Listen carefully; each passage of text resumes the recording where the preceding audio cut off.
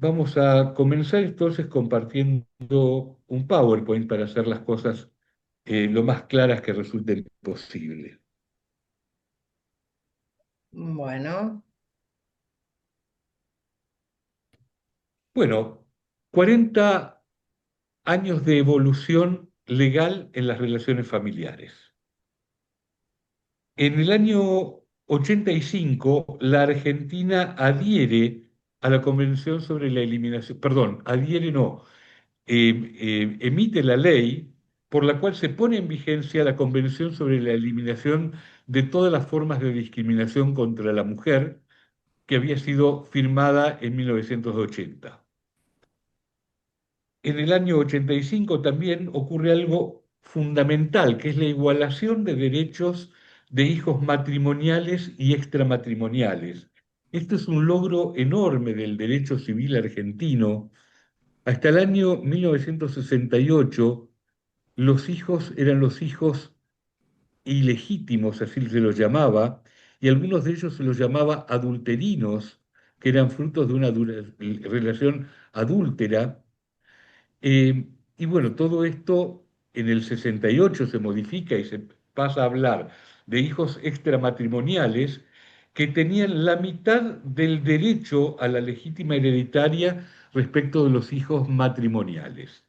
En el año 85 se igualan los derechos de los hijos, sean matrimoniales o extramatrimoniales. En el año 87 se sanciona la ley de divorcio vincular y al mismo tiempo, casi un par de meses antes, se declara judicialmente la inconstitucionalidad de la ley 2393 que impedía el divorcio vincular. En el año 2010 se sanciona la ley de matrimonio igualitario, es decir, que ahora se pueden casar personas del mismo sexo.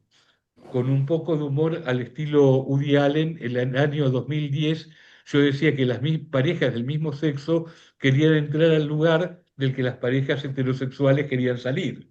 Pero bueno, esto implicó un cambio definitivo en la percepción de la sociedad respecto de las parejas, sea cual sea el género de sus integrantes. El Código Civil y Comercial en el año 2015 sanciona la responsabilidad parental igualitaria. Es decir, los dos padres tienen iguales responsabilidades respecto de sus hijos.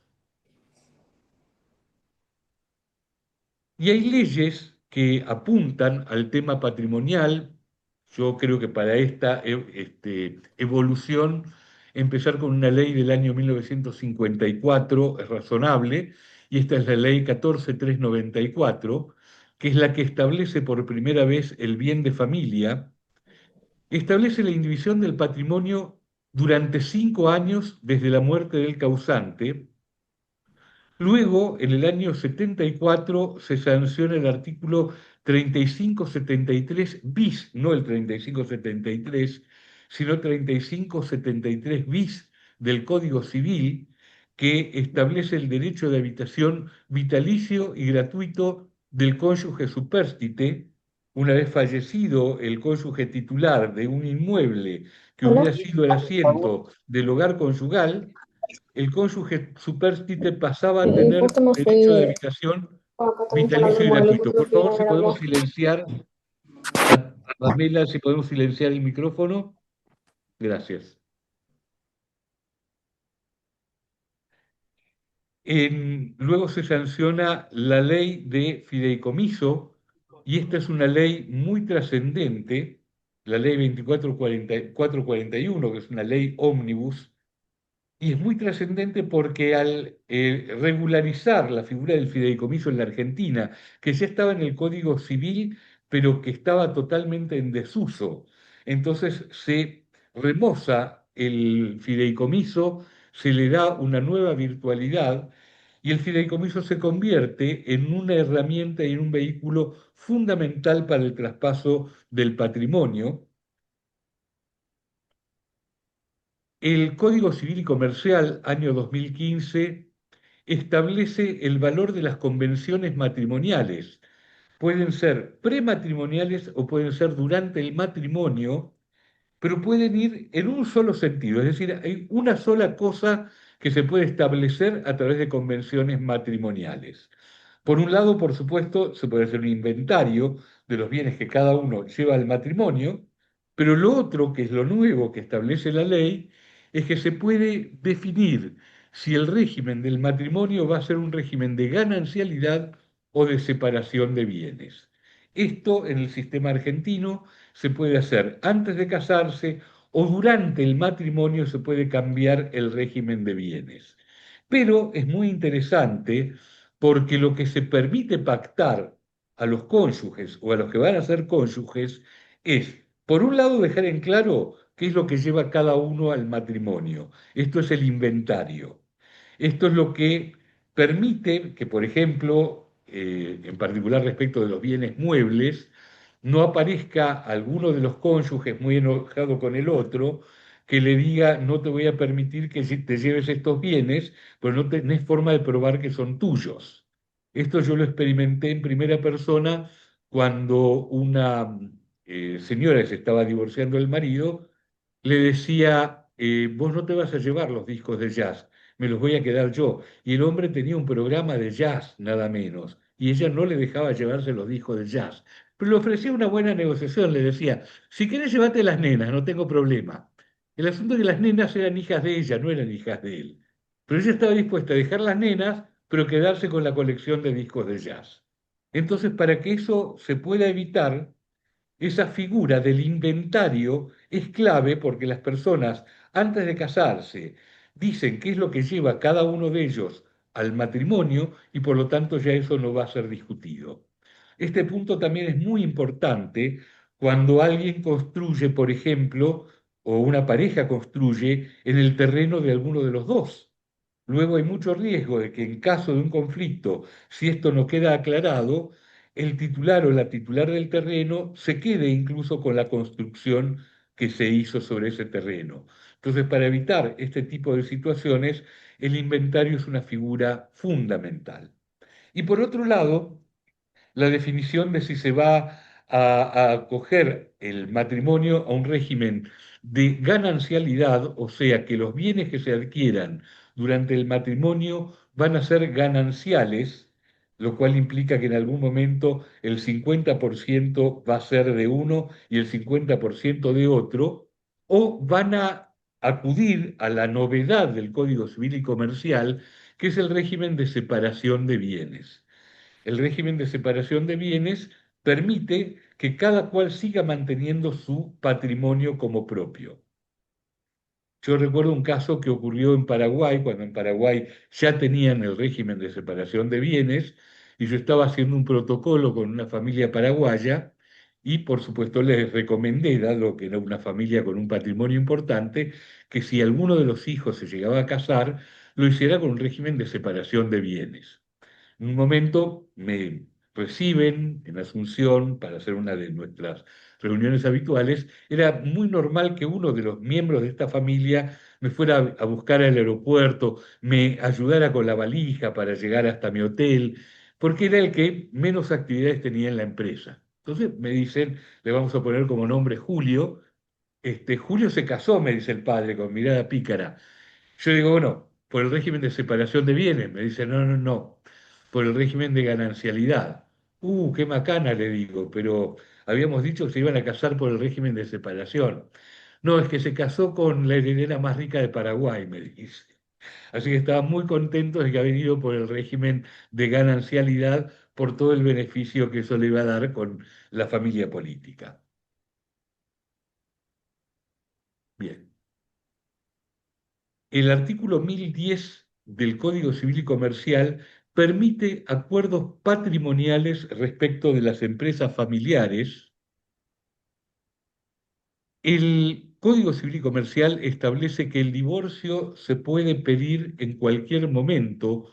Lo único que una persona tiene que hacer al día siguiente de su boda, si quiere, es simplemente presentar el pedido de divorcio y proponer un acuerdo regulador. Proponerlo. Ni siquiera es el acuerdo que finalmente va a tener que ser sancionado.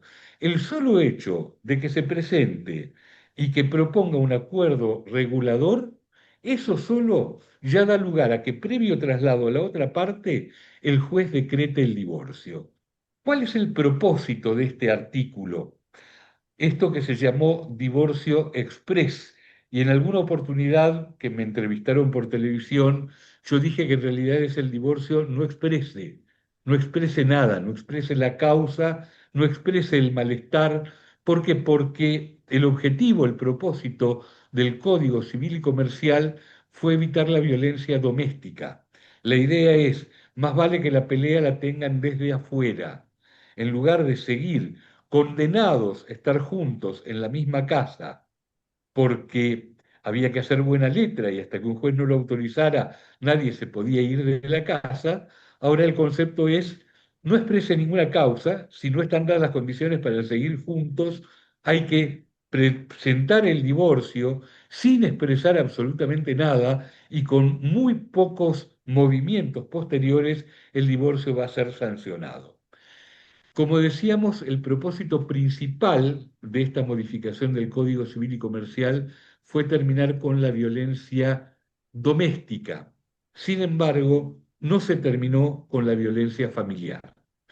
En nuestra observación, en muchos casos, y esto era en muchísimos casos el rol de los abogados, el hecho de poder mantener a cada uno de nuestros respectivos clientes haciendo buena letra, porque de eso dependía quién iba a ser declarado culpable en un divorcio controvertido, en muchos casos esa estrategia era la que permitía mantener relaciones sin violencia.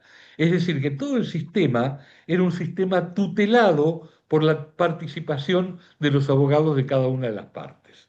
El Código Civil y Comercial digamos que acudió a otra estrategia, es la estrategia de que estén separados lo más rápidamente posible, pero paradójicamente después de la sanción del Código Civil y Comercial ocurrió el terrible caso Ferré, donde va una esposa a retirar cosas del country donde vivía con su marido y termina siendo apuñalada por este marido que no había podido soportar la separación. Eh, entonces, yo creo que la temática de la violencia es una temática muy compleja y que no hay soluciones únicas.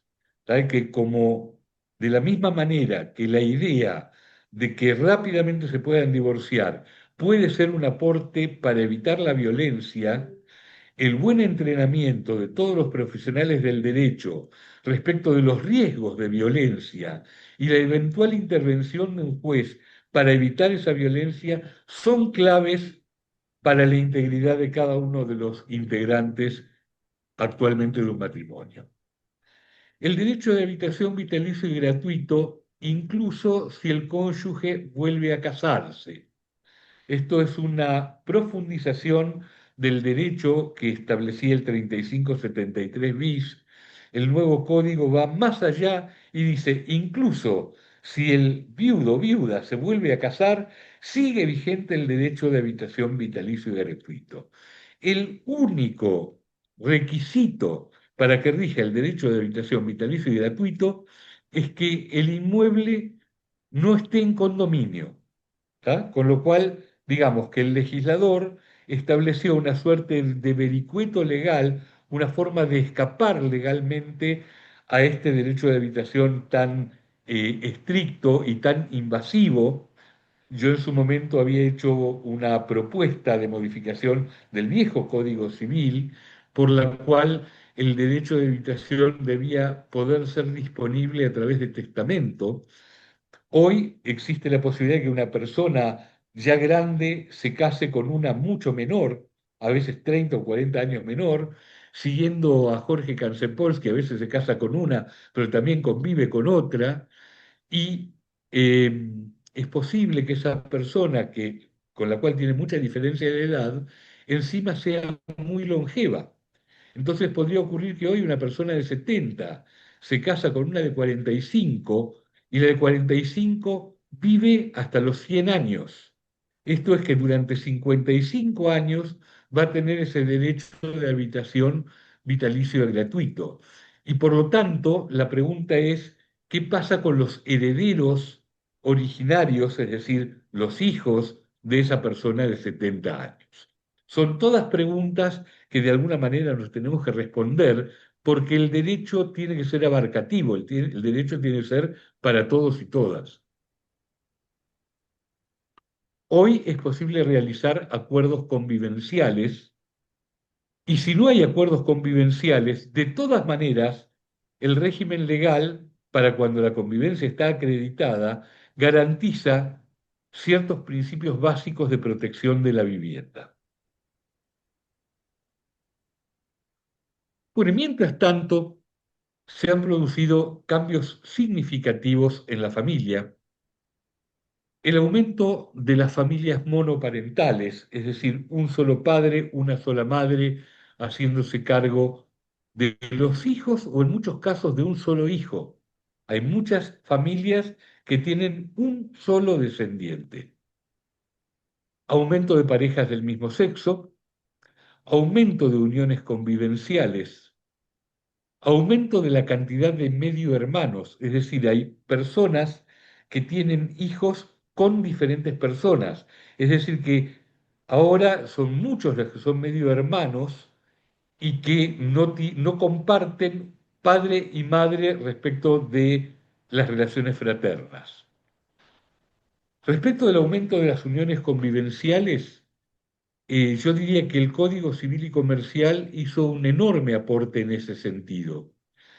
Porque cuando el Código Civil y Comercial limita los acuerdos que se pueden hacer en el matrimonio exclusivamente al inventario y al régimen de ganancialidad o de separación de bienes, está indirectamente estimulando los acuerdos basados en la unión convivencial que pueden abarcar cualquier punto de la relación. Es decir, que, por ejemplo, una pareja que convive puede decidir por un convenio que tiene pleno valor qué tipo de educación se va a dar a los hijos, si va a ser una educación religiosa o laica, si va a ser una escuela pública o una escuela privada, si van a ir a un club caro o van a ir a un club económico. Todo eso se puede decidir y definir al empezar una unión convivencial o durante una unión convivencial. En cambio, durante el matrimonio solo se puede decidir el régimen de bienes en el matrimonio. Entonces, ¿cómo se ve? Se incorpora un nuevo régimen de bienes en el matrimonio, el régimen de separación de bienes, para hacer más atractivo el matrimonio, pero en el mismo momento se le dan a la convivencia mayores derechos y mayor flexibilidad que al matrimonio. Bueno, aquí vemos cuatro aspectos que han aumentado durante estos años, desde el año 2015, o sea que ya en el 2025 se cumplieron 10 años del Código Civil y Comercial.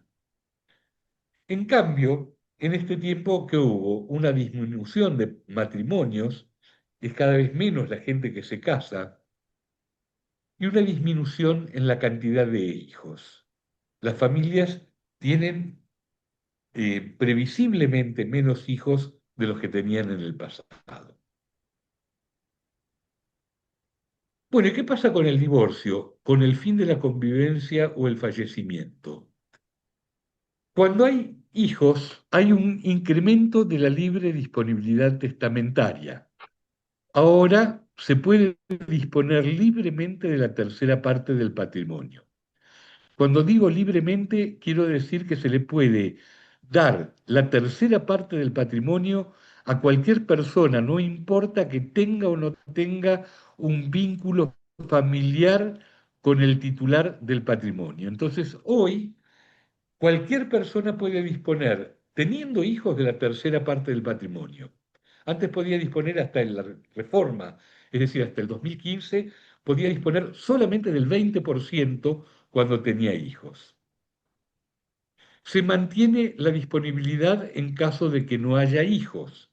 Es decir, que cuando lo que hay es un cónyuge o el cónyuge y los ascendientes, se mantiene la disponibilidad en el 50% del patrimonio. El cónyuge que fundó o participó en la explotación de una empresa tiene el derecho de administrarla y pedir que se le asigne tanto en el divorcio como en la sucesión. Yo tuve que manejar un divorcio muy grande en el año 2003. Era de una empresa de transporte, perdón, 2001-2002. Y bueno, fuimos a una audiencia donde con la cara más seria que yo podía poner, dije que mi clienta quería quedarse con la empresa. Y el marido dijo, pero si la señora ni siquiera sabe dónde queda la empresa, lo cual era totalmente cierto, yo también lo sabía. Desde ya que la propuesta de quedarse con la empresa era una estrategia para negociar mejor. Efectivamente, la empresa había sido fundada por el marido, llevaba la sociedad anónima el nombre del marido, el que estaba a cargo de la empresa era el marido, y en todo caso la esposa tenía el derecho ganancial, tenía el derecho probablemente al 50% del patrimonio familiar, pero eso de correrlo al marido con quedarse con la pasión de él, con quedarse con la pelota de él, era de alguna manera una de las estrategias que usábamos los abogados para negociar mejor, porque efectivamente en el año 2001-2002 los dos cónyuges tenían iguales derechos respecto de todos los bienes del patrimonio. Con muy buen criterio, en el 2015 esto fue modificado por el Código Civil y Comercial y establece esta cláusula. El cónyuge que fundó o participó en la explotación de una empresa, lo dice de otra forma, dice una explotación productiva, minera, agropecuaria, comercial, industrial, participaciones societarias, hace toda una gran vuelta a la ley, pero en definitiva está hablando de la empresa, tiene el derecho de administrarla y pedir que se le asigne, o sea, que se le atribuya a ese cónyuge y que en todo caso el otro cónyuge reciba una cantidad de dinero equivalente al valor del 50%. Algo que se reafirmó con el caso Beatriz Arlo. Ustedes recuerdan este instrumento que firmó Beatriz Arlo, que no se sabe muy bien todavía si es o no es un testamento, porque como, aunque se haya definido que es de puño y letra de ella, todavía no se sabe si ese texto va a ser interpretado como testamento o no, porque ella decía, dejo a cargo del encargado del edificio a mi gata y al departamento. ¿Y qué significa dejar a cargo? La gata no la va a vender, es decir, no es una propiedad, la gata es para cuidarla. Entonces, ¿la intención cuál fue? ¿Que el departamento le quede a él para poder venderlo? ¿O dejar a cargo del departamento lo mismo que dejar a cargo de la gata, o sea, para cuidarlo, para limpiarlo? Y para finalmente que el departamento no se destruya. Entonces, esa es la duda que aparece, y en el marco de esta duda aparece el señor con quien Beatriz Arlo estaba casada, se había olvidado de divorciarse Beatriz Arlo, porque se había separado de este hombre en el año 1965. Ella había convivido durante más de 30 años con un cineasta que murió hace algunos años, es decir, que Beatriz Arlo estaba sola, pero bueno, aparece este señor que vive en Chile,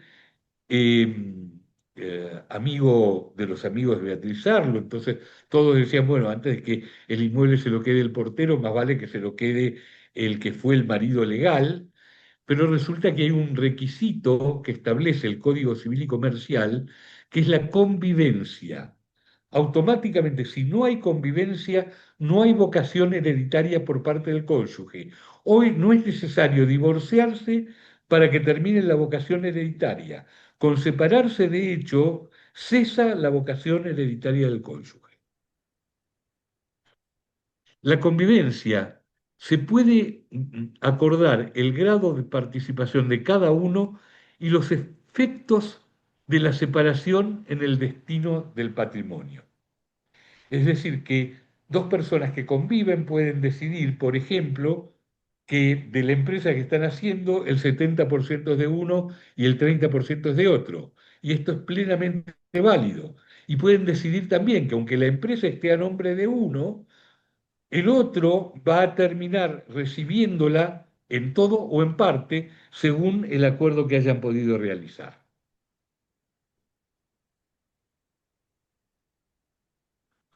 Bueno, los acuerdos convivenciales se puede pactar la participación de cada uno tanto en el capital como en la renta. A veces el capital es de uno y la renta en todo o en parte es del otro. En el matrimonio por el régimen ganancial, todos los bienes adquiridos durante el matrimonio, salvo por herencia, por legado o por donación, son gananciales. ¿Y qué pasa con los bienes propios? El fruto de los bienes propios es ganancial. Este punto es un punto fundamental, yo les diría que es clave en el caso de las personas con patrimonio elevado que deciden casarse por el régimen de ganancialidad con una persona que no tiene bienes o que tiene menos bienes, porque resulta que el fruto de los bienes propios, o sea, los nuevos terneros que van a nacer de las vacas existentes, los dividendos de las acciones, la renta de las propiedades, todo eso es ganancial. ¿Tá? Lo único que sigue siendo propio es el capital originario. Y en el caso, por ejemplo, de los terneros, si el capital originario se muere, como suele ocurrir con las vacas, en algún momento todo el patrimonio va a terminar siendo ganancial. En cambio, en el matrimonio por el régimen de separación de bienes, cada cual mantiene los bienes de su propiedad. En caso de fallecimiento, el cónyuge hereda como en la hipótesis de bienes propios. Es decir, que si dos personas se casan por el régimen de separación de bienes, cada cual tiene sus propios bienes. Si se divorcian, cada cual se queda con sus bienes. Nadie le puede pedir nada respecto de los bienes del otro. Y en caso de fallecimiento, ahí sí, esto es una diferencia con la convivencia. Si muere uno de los convivientes, el otro conviviente no es heredero. En el caso del matrimonio, el conviviente es heredero y va a heredar en la misma proporción en que heredan los hijos. Es decir, una persona se casa en segundas nupcias por el régimen de separación de bienes. Tiene tres hijos del primer matrimonio. Si se muere y no hizo testamento, su patrimonio se va a dividir en cuatro. Tres cuartas partes para los hijos, una cuarta parte para el cónyuge. Frente al fallecimiento del cónyuge o el conviviente, en el régimen de comunidades gananciales, el cónyuge retira el 50% ganancial, porque el 50% le corresponde, y queda excluido de la herencia por los hijos. No habiendo hijos, comparte la herencia con los padres. Es decir, fallece una persona casada por el régimen de comunidad de bienes gananciales, entonces el cónyuge sobreviviente se queda con el 50% del patrimonio de bienes gananciales. El otro 50% no va a recibir nada en caso de que haya hijos. Y en caso de que estén los padres, lo va a compartir al 50% con los padres. Es decir, que el resultado final es que se va a quedar con el 75% del patrimonio y los padres con el 25% restante. Por supuesto que el titular del patrimonio podía, por testamento, dejar a quien quisiera la tercera parte de su patrimonio. Jorge, levantaste la mano. Quería saber si ahora o después, cuando consideres oportuno, podés plantear qué pasa con el tema pensiones respecto de cada una de estas situaciones. Eh, bien, bien, vamos después porque en realidad excede un poco el tema de matrimonio y patrimonio. Las pensiones van por otro lado junto con las indemnizaciones, pero lo dejamos para después O para otro momento, no te preocupes. o para otro momento. Régimen de separación de bienes, habiendo hijos, el cónyuge hereda como un hijo más. La tercera parte es de libre disponibilidad. No habiendo hijos, habiendo padres, el cónyuge hereda lo equivalente a los padres. Y la mitad es de libre disponibilidad. Es decir, una persona está casada por el régimen de separación de bienes, puede disponer libremente del 50% de su patrimonio. Se lo deja a su amante, por ejemplo. Y el otro 50% va a ser la mitad para el cónyuge y la mitad para los padres. No habiendo hijos ni padres, el cónyuge es el heredero y por supuesto la mitad sigue siendo de libre disponibilidad. Bueno, eh, yo querría, eh, antes de ir a las preguntas, darle paso a Fernanda, que va a presentar un tema muy novedoso, que es el tema compliance de pareja. Entonces, como la intención es que esta presentación tenga una unidad de alguna manera, de temas a trabajar, tal como decía Jorge, vamos a dejar el tema pensiones y otros derechos que tienen los convivientes para otra oportunidad, porque si no nos vamos a dispersar mucho. Entonces, Fernanda, te dejo con el tema compliance de pareja. Bueno, muchas gracias, Leo. Bueno, a Leo le tocó la parte más dura de la exposición. Él trabajó todo lo que yo estuve trabajando para poder construir el libro. En realidad fue un trabajo bastante arduo porque hubo que hacer repaso de todo el Código Civil que, como ustedes vieron, ha sufrido grandes modificaciones, digamos, con la reforma del 2015, ¿no? Porque en realidad la realidad lo pedía, la realidad pedía esa modificación. Pero hay cosas que no se modifican mucho en las parejas, ¿no? ¿Quién no recuerda, no ha vivido una situación de pareja en la cual comienza con una discusión muy simple y eventualmente esa discusión simple escala y termina siendo un desastre o termina siendo una pelea más grande, ¿no? O sea, eso nos demuestra que muchas veces con el código simplemente no alcanza, con las leyes no alcanza. En las relaciones de pareja nosotros necesitamos de esa comunicación, porque en realidad estar en pareja no significa solamente cumplir con las leyes. Leo, ¿vos me estás escuchando? Sí. Sí, perfectamente. Bueno, escúchame, ¿yo puedo compartir mi power o En realidad tu power está aquí. está ahí? Bueno, Sí, sí. perfecto, entonces. Decime cuándo paso, yo soy el pasador ahora. Bueno, perfecto. Estamos en la primera todavía. Bien, Bueno, entonces, bueno, como les decía recién, las relaciones de pareja en realidad no son solamente cumplir, no significan cumplir exclusivamente con las leyes ni ajustarse a la norma, ¿no? Porque lo que uno en realidad construye cuando construye una pareja, construye también en base a desacuerdos, a negociaciones y a concesiones, ¿no? Que construimos en definitiva en el día a día y eso vale estemos casados o no estemos casados. Porque lo esencial en realidad de la relación no se centra en el contrato, sino en los compromisos y en los valores que asumimos, a veces de manera más explícita, a veces de manera implícita. Y justamente ahí es donde aparece el compliance de pareja, o en algún caso podríamos hasta pensar en un compliance de familia, según cómo estemos viendo a ese grupo de personas, ¿no? Y esto no es ni más ni menos que una manera, o aparece una nueva manera en la que podemos pensar cómo ordenar esos acuerdos, cómo hacerlos más conscientes, cómo conversarlos mejor, cómo cuidarlos para que esa relación funcione mejor y en definitiva no estemos frente a un desgaste, ¿no? Bueno, las parejas funcionan igual, indudablemente, haya o no haya un ordenamiento de estos acuerdos, haya o no haya una explicitación de estos acuerdos, ¿no? Pero bueno, si no existen estas explicitaciones, lo que aparece en realidad son interpretaciones, ¿no? ¿Cuántas veces hemos estado frente a situaciones en donde, ay, yo pensé que vos, pero en definitiva terminaba siendo de otra manera?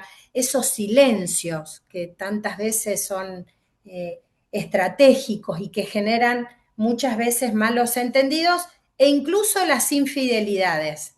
Si me pones la segunda diapositiva. Y bueno, para traer una situación también, ¿no? Del día a día, ¿no? ¿Quién no se acuerda de esa pareja que encontraron infraganti en el recital de Coldplay? ¿No es cierto? Donde había una pareja amorosa disfrutando de un espectáculo como podría estar disfrutando cualquier pareja, digamos, nos encontramos con un escándalo, que en realidad terminó no solamente con la carrera de los protagonistas, sino que seguramente terminó con un gran problema dentro de la pareja, ¿no? Cuando pensamos en el compliance de pareja, no pensamos en realidad en el control, ¿no? En esto de estar con los focos puestos a ver qué está haciendo mi pareja, sino que estamos pensando en relaciones que en realidad tengan claridad, que sean transparentes, que nos permitan tener conversaciones claras. Y las conversaciones claras en realidad generan hábitos sanos y reglas simples para la convivencia, haciendo que esta no dependa estrictamente del azar, como le pasó a estas personas, ¿no? Sino de acuerdos que en definitiva cuiden el vínculo. Si seguimos valorando los vínculos humanos, tenemos en realidad que cuidarlos. La otra filmina.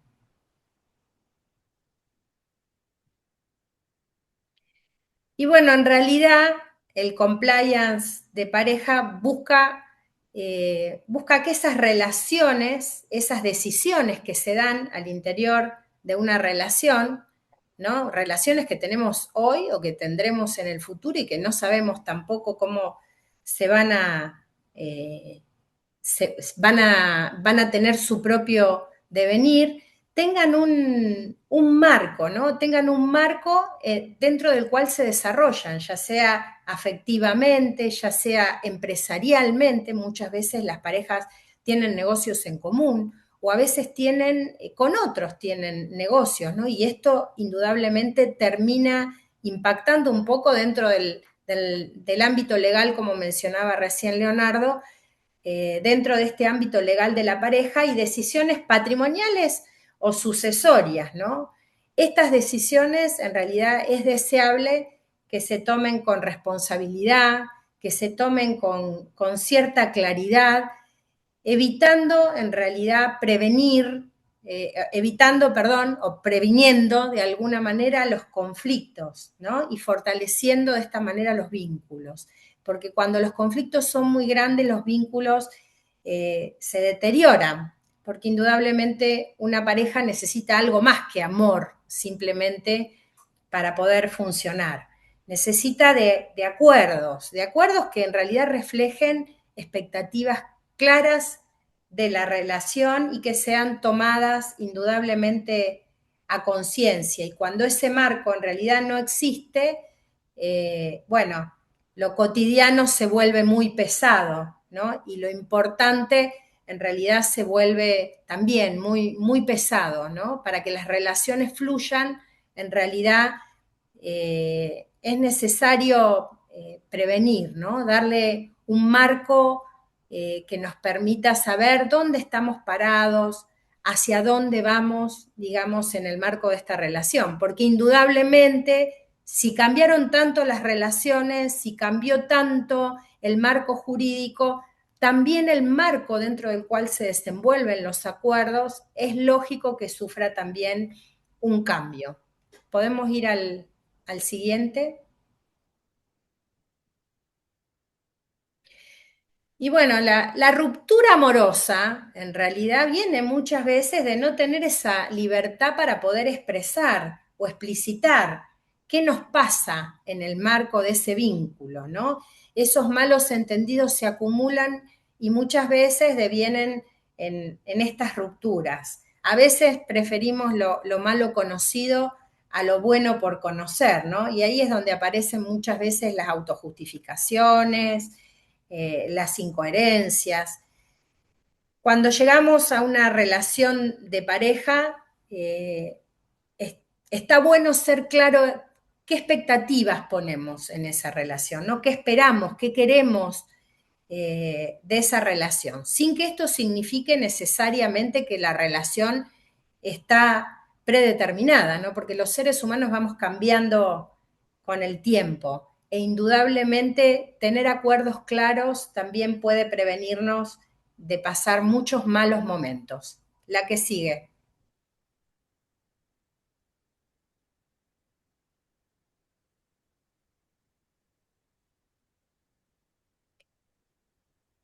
Y en definitiva, bueno, ¿en qué consiste este concepto de compliance de pareja que yo vengo mencionando, ¿no?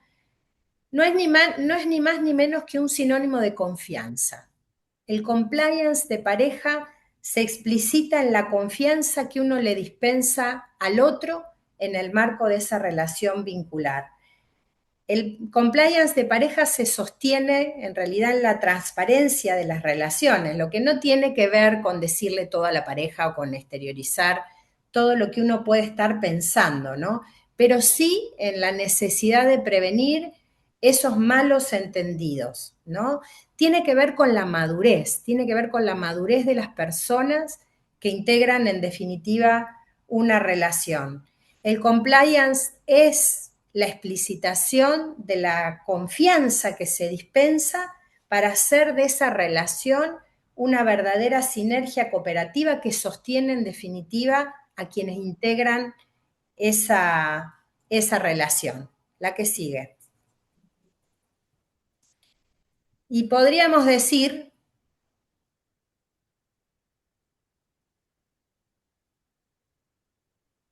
en base un poco en base a estos dibujos, ¿no? Que el compliance en realidad es el engranaje que puede ayudarnos a mantener viva una relación. Es el hombro en el cual permite que yo me apoye, ¿no? Y es la mano que nos damos mutuamente, ¿no? La legislación del 2015 abandona, en realidad, el modelo vertical y único para pasar a un modelo mucho más horizontal, mucho más flexible y vinculado con la realidad que acompaña a los vínculos como realmente hoy se viven.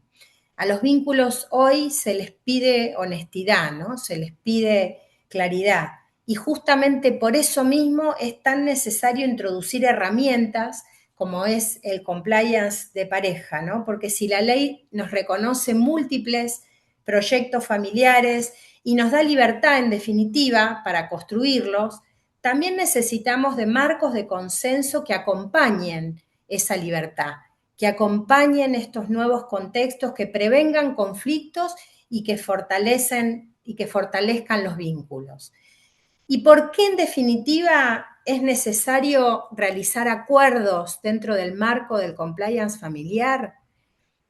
Porque los acuerdos en realidad en principio se pensaban, digamos, en el marco de acuerdos prenupciales. Hemos oído hace muchos años hablar ya de contratos prenupciales, referidos siempre estrictamente a cuestiones que tengan que ver con lo patrimonial.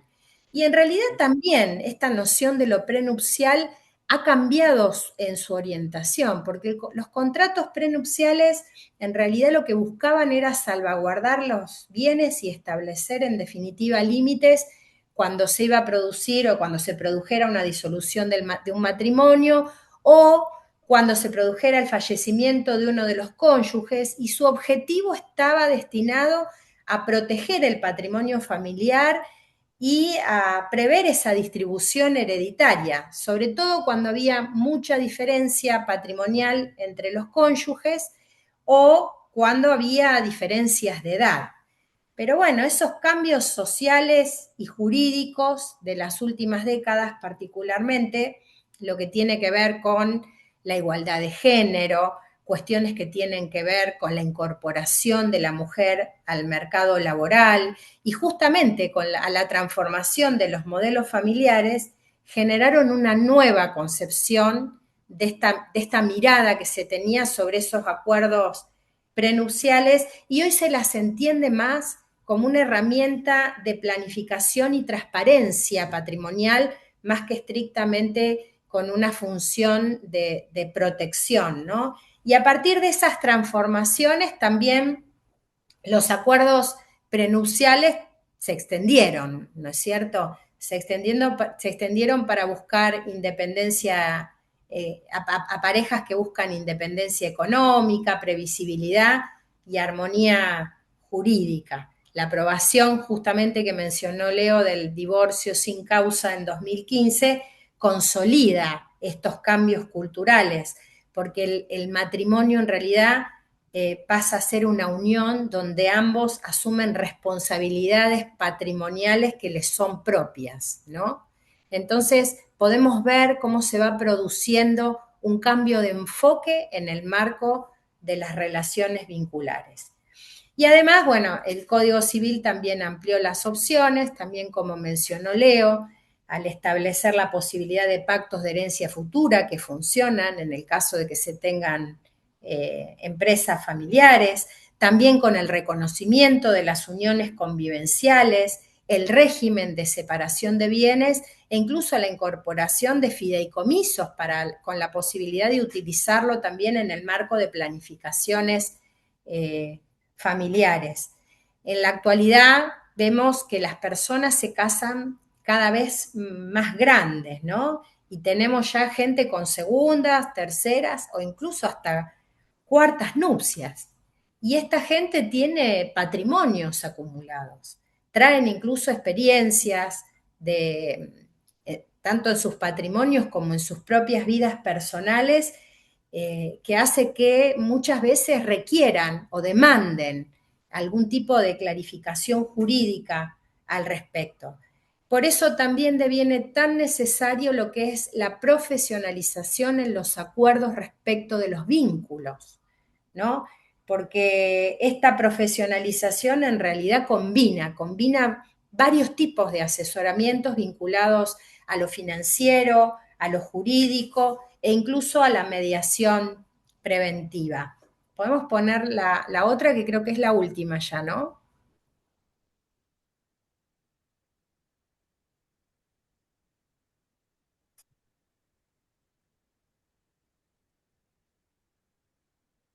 En Sí, definitiva, acá. bueno, podríamos decir que el compliance de pareja es la evolución natural que sufre el derecho de familia moderno, ¿no? Así como los acuerdos prenupciales dejaron de ser esa protección del rico para transformarse en algún tipo de planificación responsable, el compliance de pareja no tiene que ver estrictamente con una cuestión de materialidad o de control sobre las relaciones, tiene que ver con el convertir a esos vínculos a partir de la existencia de claridad, autonomía en las decisiones y una madurez que nos lleve a pensar en evitar los conflictos.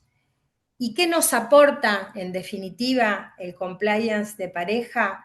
Bueno, es una herramienta que, en definitiva, así como ha ido cambiando toda la estructura social respecto de los vínculos, nos puede acompañar en la construcción de esta diversidad de vínculos, ofreciendo acuerdos claros y previsibles, acuerdos respetuosos, porque el respeto nos ayuda a cuidar del otro, ¿no? Y este cuidado que podemos tener respecto del otro, que es una manifestación en definitiva del amor que sentimos hacia nuestras parejas, hacia aquellos con los cuales tenemos vínculos, fortalecen, fortalecen esos acuerdos, no reemplazan ni al amor ni al proyecto afectivo que nosotros podemos haber construido. Si podemos elegir vivir en pareja, también podemos elegir el modo en que queremos cuidarnos entre nosotros. Y ese es justamente el corazón del compliance de pareja. Creo que la última viene después, Leo.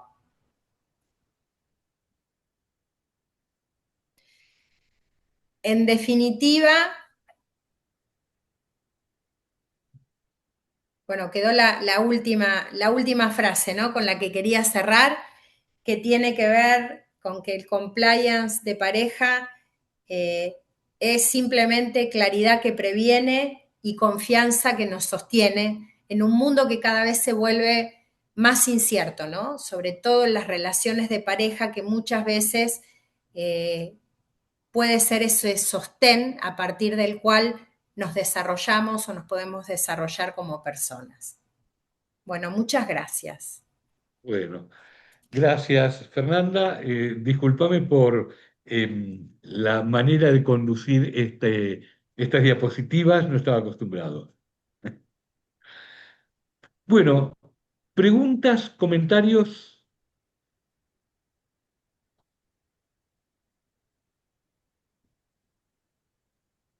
Bueno, todo estuvo muy claro entonces, no tienen ninguna duda. Lo primero que me preguntan siempre, yo voy a hacer una aclaración, porque lo primero que me preguntan siempre es, esto no es poco romántico, porque para los latinos esto de pensar en tener acuerdos con otros a nivel, incluso cuesta, me animo a decir, cuesta el régimen de separación de bienes, ¿no? El régimen de separación de bienes es algo que cuesta, cuesta bastante.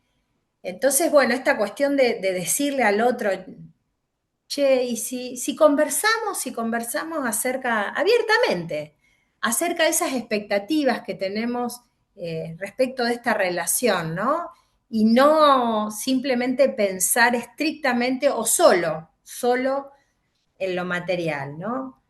Bueno, creo que ¿Te puedo hacer básicamente, una preguntita? sí, Porque justamente como no va a lo material, que nos des sí. ejemplos de en esos acuerdos de compliance, ¿qué acuerda la pareja? Si no es, a ver, porque no sé, ¿qué se me ocurre? Nos proponemos que si nos vamos a engañar, nos avisamos antes. No, no, o sea, no, obviamente que eso no va a ser, pero ¿cuál es el Con lo cual acuerdo? no hay engaño. ¿Eh? Con lo cual no hay Con lo cual no engaño. hay engaño, porque ya lo avisaste. Creo que te has ¿Qué? contestado sola, efectivamente.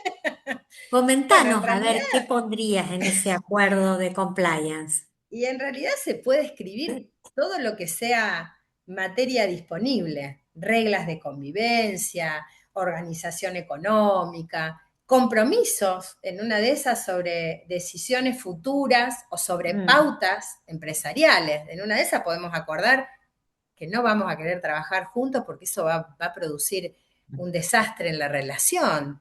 Digamos, sí, lo que uno no, tal vez no conviene incluir son promesas afectivas. O sea, yo no puedo prometerle a alguien que lo voy a amar de por vida, no le voy a poder prometer que si pasa, que vamos a prometernos que si pasa tal cosa me voy a separar, ni puedo prometer cuestiones que estén vinculadas a derechos personalísimos, ni a renuncias o a derechos irrenunciables. Pero claro. sí puedo, digamos, establecer acuerdos sobre cualquier cuestión que considere disponible. Resulta muy interesante que son cuestiones para, a mi juicio, para complementar, porque bueno, a los latinos tampoco nos gusta mucho hablar de la muerte. Nos vamos a morir, ¿no? Eso es lo único que tenemos certeza, pero no nos gusta, digamos, ponerla de manera muy explícita, pero el código también trajo, en el marco de los derechos personalísimos, reformas muy interesantes que están vinculadas a, digamos, a directivas anticipadas, ¿no? ¿Por qué no puedo de repente decirle a mi cónyuge, mira, el día que me muera quiero que me cremen, Sí, sí. por Ujú, ejemplo? ujú. ¿No? Son acuerdos y diría yo que conversaciones mucho más profundas eh, que no suelen abordarse de manera abierta a veces en las parejas y que muchas veces a largo plazo traen divorcios, cuando bueno, yo creo que nadie se casa para divorciarse, ¿no? O nadie empieza a convivir para después divorciarse o separarse. Sí, Jorge, estás muteado, así que no puedo escucharte.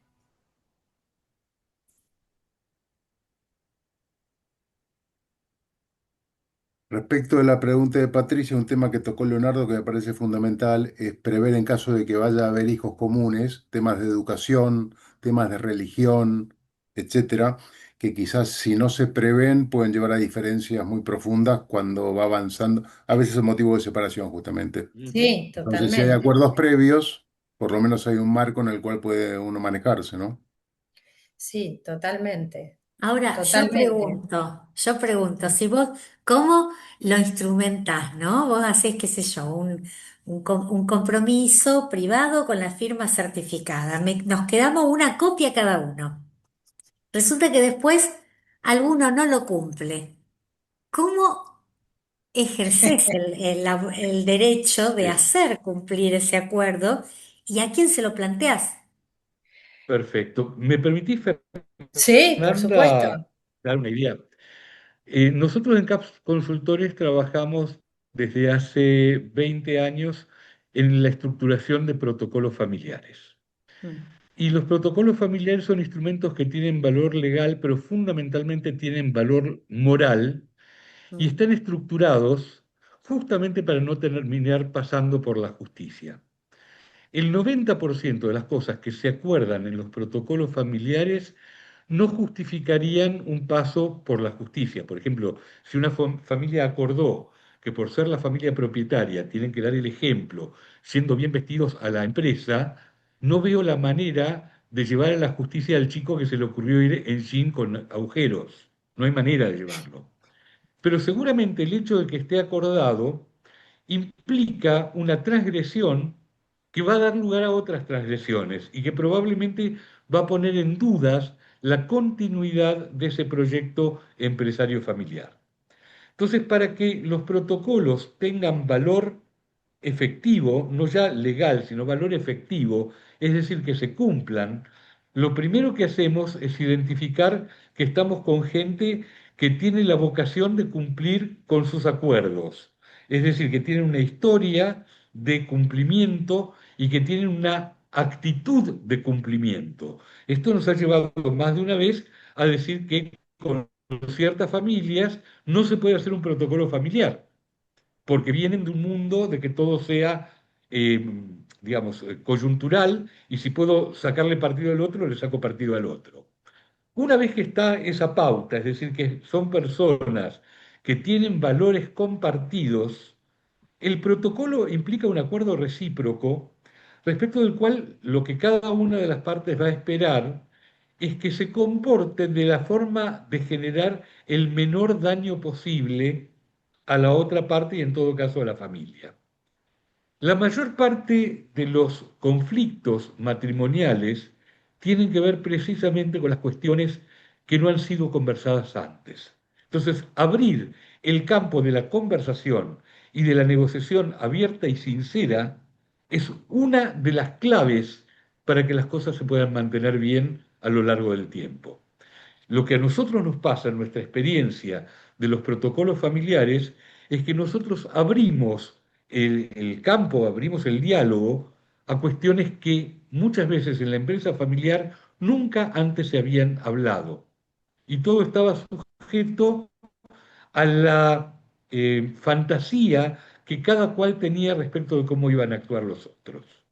Entonces, personas de buena fe que tengan la capacidad de hablar de todo lo que tienen que hablar, va a dar lugar a acuerdos sustentables.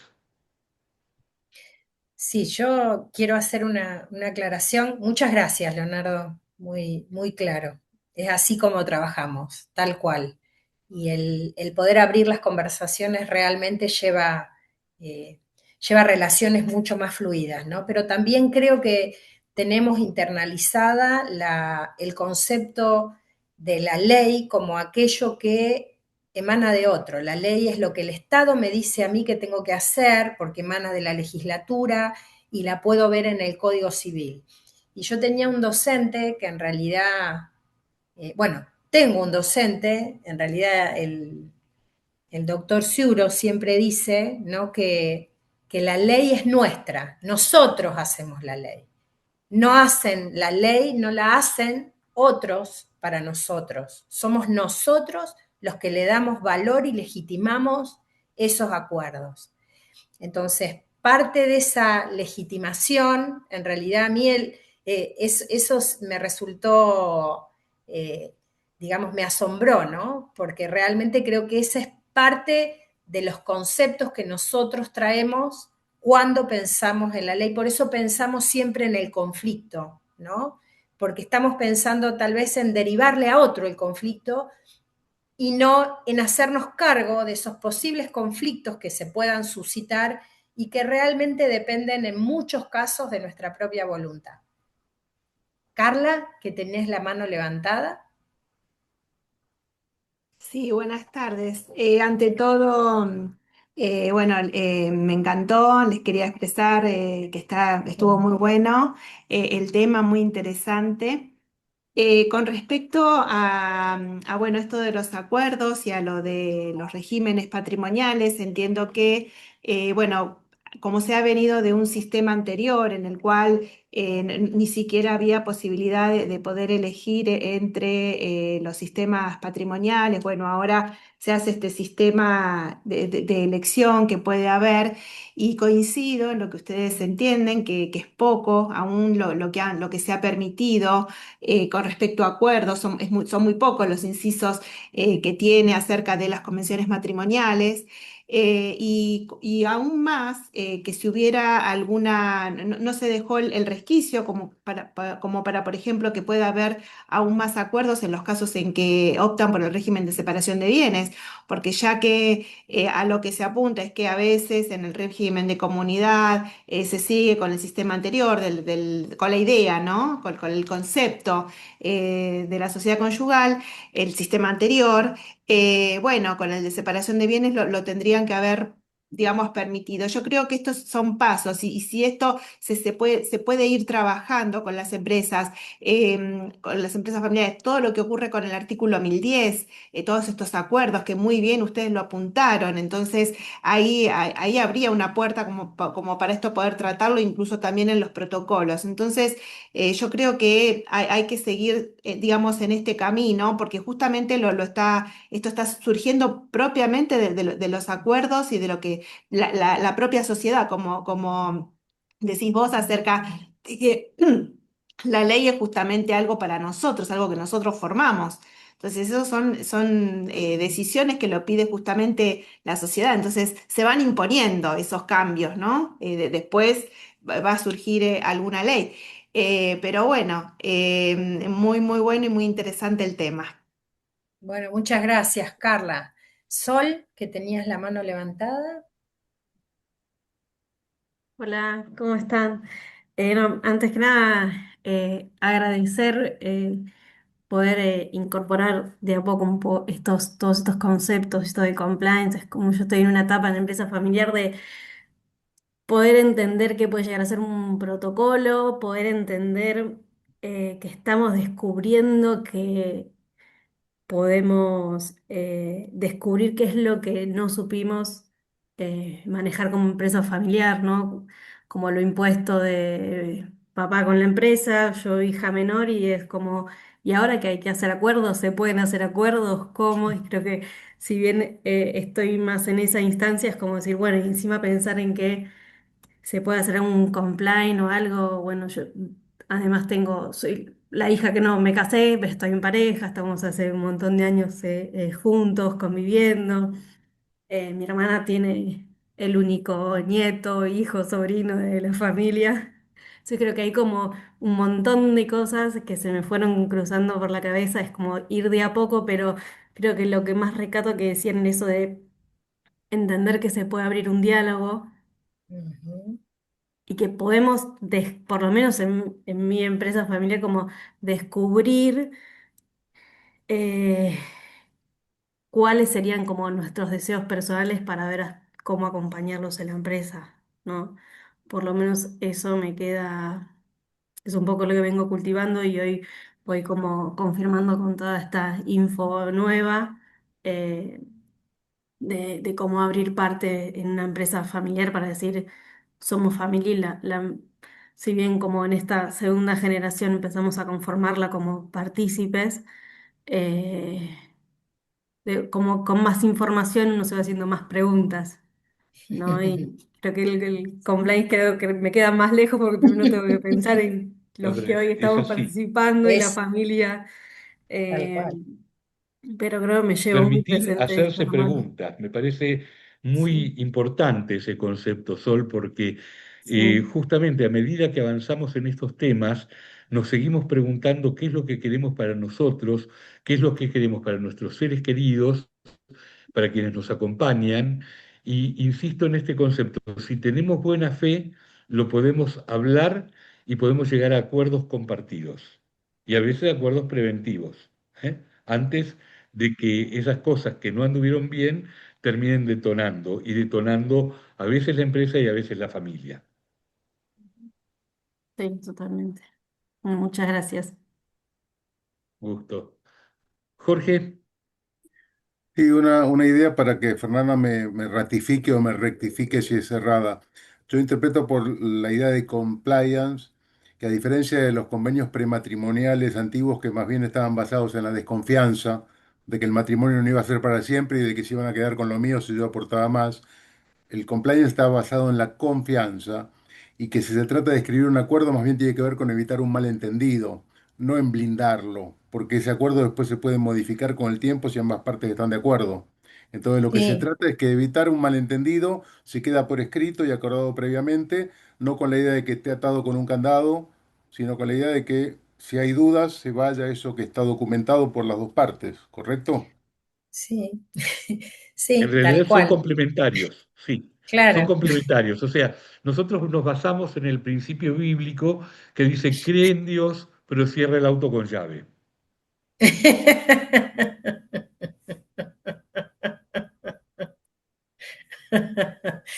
Sí, tiene que ver con la cultura cooperativa, ¿no? Creo que las sociedades van evolucionando y así como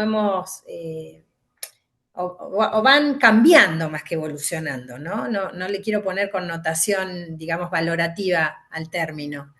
En realidad creo que las sociedades van cambiando y así como en algún momento pensamos que la sociedad era como un engranaje y la mirábamos de una manera más mecánica, estamos en un momento en el cual miramos las relaciones y miramos lo que nos circunda, digamos, de una manera más sistémica. Es como que necesitamos ver que somos parte de ese todo. Estamos volviendo a preguntarnos acerca de qué parte de ese todo somos. Y cuando somos parte de un todo, en realidad los acuerdos que se requieren son más amplios, porque hay más personas involucradas. Y esto requiere, de alguna manera, esa buena fe de la que hablaba Leo, ¿no? Porque no hay acuerdos si yo no tengo esa intención, ¿no? Pero creo que, bueno, también tiene que ir de la mano de la madurez, ¿no? Tenemos que ser maduros en las relaciones y la madurez en realidad lleva a poder explicitar esos acuerdos, ¿no? Porque eh, bueno, todos Nena, tenemos fallas, todos tenemos idas y vueltas, todos tenemos, vemos creemos cosas que después resultan ser reunirme en diferentes. Zoom. Dale, está papá también. Bien. Bueno, les dejamos la inquietud. Este tema es absolutamente novedoso. En realidad, nuestra intención es poder trasladar toda la experiencia acumulada en la consultoría de empresa familiar para que esto se pueda llevar al ámbito de las parejas, al ámbito de los acuerdos matrimoniales o a veces convivenciales, fundamentalmente con un mismo objetivo, que es la felicidad de las personas, la felicidad de los miembros de la familia y el éxito en materia de empresa y en materia de protección patrimonial.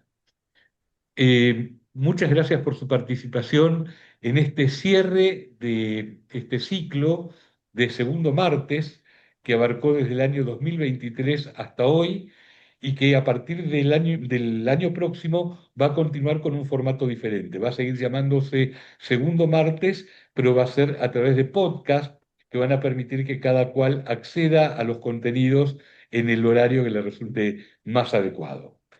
Muchas gracias a todos ustedes y bueno, aprovecho para desearles el mejor fin del 2025 y un excelente y venturoso 2026. Muchas gracias a todos, felicidades, adiós. Muchas gracias. Felicidades, muchas gracias, muy bueno. Felicidades. Felicidades, gracias. Chao, chao.